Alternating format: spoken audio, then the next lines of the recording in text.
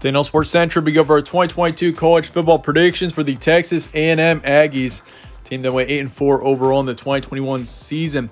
Not a bad season for Texas A&M, but this team has got some high expectations going into 2022. Why that is when we go over here today. We'll be analyzing this team and predicting their schedule game by game in this video, starting out with your team trends. Texas A&M 8-4 last season. It wasn't a bad season. I mean, this team was expected to be kind of in that 8 to 10 win range, so you could consider it to be a slight disappointment, but I feel like 8-4, considering the talent that this team had last season, I think that's pretty reasonable.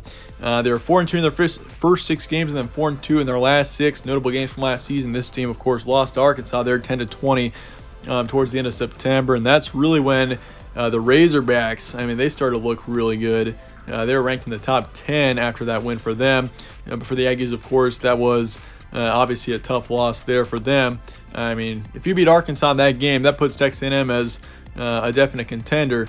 But, of course, they beat Alabama 41-38. That was a signature win of the season. There's no doubt there. I mean, that was a massive win for Texas A&M. And that matchup going into 2022, that'll be a very interesting matchup coming up here in 2022 between Texas A&M and Alabama, considering the controversy and the conflict between Jimbo Fisher and Nick Saban. That's going to be definitely a must-see matchup in 2022. Beat Missouri on the road 35-14. That was a good win, a good road win there. They beat Auburn, number 13 team in the nation at the time, 20-3. That was also a huge win.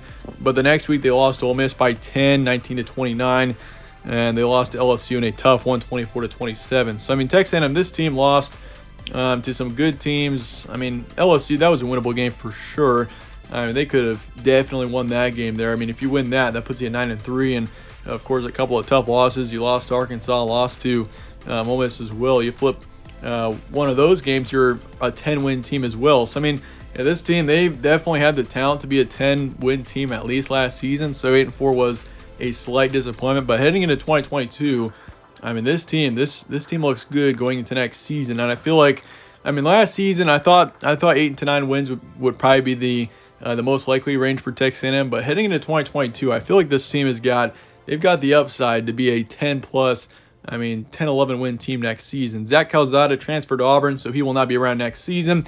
He was a starting quarterback for this team last season, 2,100 yards, 17 touchdowns, 9 picks, 56% completion rate. So, I mean, he was pretty inconsistent. His stats weren't terribly good either. His accuracy, 56%, is pretty terrible, to be honest. So, I mean, Zach Calzada, best of luck to him at Auburn. But Max Johnson coming in from LSU. It's going to be interesting. Max Johnson last year for LSU was, he was good. He wasn't great, but I feel like he shows potential, and I feel like he's going to do just fine with the Aggies, and so that's going to be huge. That's going to be he's going to have a huge influence on how this team is next season. If Max Johnson plays well, has a good season, doesn't turn over the ball a whole lot, Texas A&M, this team could be good, very good next season. The running back situation, Isaiah Spiller is gone. Your top running back from last season, he put up 1,200 yards and 7 touchdowns. So obviously tough loss there. But Devin Achane's coming back. Your second running back from last season, 1,100 yards, 10 touchdowns last season. So you had 2 running backs over 1,100 yards last season. Spiller and Achane combined rushed for over 2,300 yards last season. So, the running back situation looks really good going into next season. I feel like, obviously losing Spiller is going to have an impact, but I feel like, the situation looks just fine to me. Receiving, the receiving core, you return your top 2 receivers, Smith and Preston. Last season, if you look at those 2 receivers, if you look at Smith, last season he put up just over 500 yards, 6 touchdowns, and then Preston on the flip side put up over 202 touchdowns. So, the receiving core wasn't, Jalen Weidermeyer, he was actually the top in receiving yards for this team last season. But he's going to be gone. So you do lose him going into next season, which is a concern. He's certainly an outstanding player. But it is good, though. You're returning your top 2 wideouts, and you are losing your third.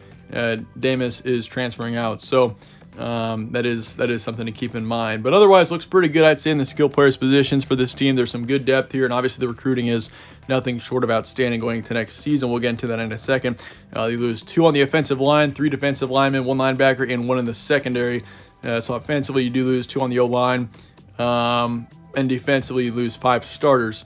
But once again, the depth looks really good for this team next season. I'm really not too concerned about the returning production. I think it looks great for the most part for this team. Brings up the question, will the Aggies win the West Division? I mean, that's how you get to the college football playoff, and obviously they've got a tough road to do it. Alabama is in that same division, and I mean, the Crimson Tide going into next season are looking like the best team in the nation.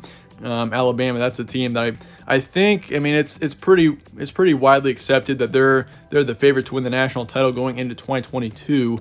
But definitely Texas A&M is in my top 5, top 6. But once again, that division is tough, having Alabama in there, and I mean, Arkansas could be good, and I mean, several other teams. I think Texas A&M, though, this is a team they're gonna have to play very well, and they're gonna have to be consistent. And that Alabama game, once again, is gonna be crucial. But transfer portal and recruiting going into next season, you lose a receiver, Chapman. He's off to Oregon. Overton's coming in from Liberty, defensive lineman. But otherwise, you lose a lot of players in the transfer portal. But once again, the recruiting. I mean, you're doing just fine in recruiting. It's just the transfer portal. You're losing a few players. Norwood, defensive back. Running back Jackson, running back Hubbard, Arabo, defensive lineman, defensive tackle Hunter, and receiver Demis. Once again, all of those players are off to different teams. Recruiting-wise, this team is number 1 in the nation. They got the top, obviously, in the SEC, and obviously that's what caused the conflict between Nick Saban and Jimbo Fisher there, because Alabama is just behind Texas A&M at number 2. But Texas A&M, this team looks fantastic in the recruiting, to say the least. You got 8 5-stars coming in. That's as good as it gets, and you got 19 4-stars. So the future is bright for Texas A&M, to say the least. This team looks really good going to next season with the recruits coming in. And, I mean, Texas A&M, this team, they're going to be a very prominent national contender. I do believe so, over the next 3-4 years at least. But that's also your schedule on going into next season. You start off the season against Sam Houston on September 3rd. Fairly easy game to start out the season. Then you got App State coming to town. You got Miami on the 17th as your non-conference matchup against an ACC opponent. I mean, Miami, they're going to be... That actually could be a closer game. I mean, Miami, they should be a decent team going into next season, one of the better teams in the ACC. You got Arkansas in a neutral location. Then you head off to Mississippi State on the 1st. Crucial game against Alabama on the 8th. That game is in Tuscaloosa this season. But that's going to be a crucial one. South Carolina on the road on the 22nd. Then you got Ole Miss coming to town on the 29th. You got Florida home on the 5th of November. Then you got Auburn on the road, UMass at home, and then LSU at home to finish out the season. So, I mean, you got some tough games. Obviously, Alabama's going to be huge. Arkansas is going to be a tough one. Mississippi State on the road is, I mean, that's obviously not a very easy place to play. South Carolina could be decent. Ole Miss, I think they'll fall off a little bit. Florida, Auburn. So, I mean, you do play a somewhat tough SEC schedule going into next season. But looking at September here, Sam Houston, App State, both easy wins. I'm not too concerned about those. Miami, I'll favor Texas A&M there in a closer one. I will put that game as close within 13 points. But I do want to favor Texas A&M for sure in that matchup. But Arkansas, that one, Texas A&M had trouble against Arkansas last season. But I feel like this season, the Aggies do beat the Razorbacks, but it's going to be a close one. So you start out the season 4-0. Then you head into October, Mississippi State on the road. I'll favor Texas A&M there as well. But certainly could be a closer one with them being on the road in a tougher environment. And Mississippi State, that's kind of a wild card team. They could be actually pretty good, but at the same time, their floor is pretty low. Alabama on the road, that is the big game. Obviously, the one that's going to be highlighted on all the calendars. And Alabama next season, personally for me, the Crimson Tide. I'm sure Texas A&M fans don't like to hear this, but Alabama, they are my favorite to win the national title next season right now. They're returning a lot of their key players from last season, and obviously the depth is incredible for the Crimson Tide. So I'm going to favor Alabama there with it being on the road as well. I do want to favor the Crimson Tide there, but certainly a close matchup, and that game could very well determine who wins the SEC West. South Carolina on the road, close one, but I'll favor Texas A&M there. Ole Miss at home, I'll make that an easy win actually. Ole Miss, I don't really expect them to be as good next season, potentially 5 to 7 wins. They're losing some key players. But moving on to November here, you go into November as a 7-1 team. I think that you beat Florida in a close one. Auburn on the road, this is an interesting matchup, obviously, with it being on the road, and Auburn could be decent next season. Honestly, that one is literally a coin toss for me, 50-50, and I ended up going slightly on Auburn's side. I feel like, the Tigers next season, that's a team that I'd expect to get 8 to 10 wins. So they're going to be a good team. I don't know if they'll be quite as good as Texas A&M record-wise next season. I mean, I've got Texas A&M at 10-2. So, but Auburn, I do expect the Tigers to be good next season. I think they've got some upside, and I do want to favor the Tigers there in a very close one. Once again, that's 50-50. That's a coin toss there. But then you got UMass at home, easy win. Then LSU, you'll beat them. So 10-2 is my record for Texas A&M going to next season. I think 10-11 wins is very reasonable for this team.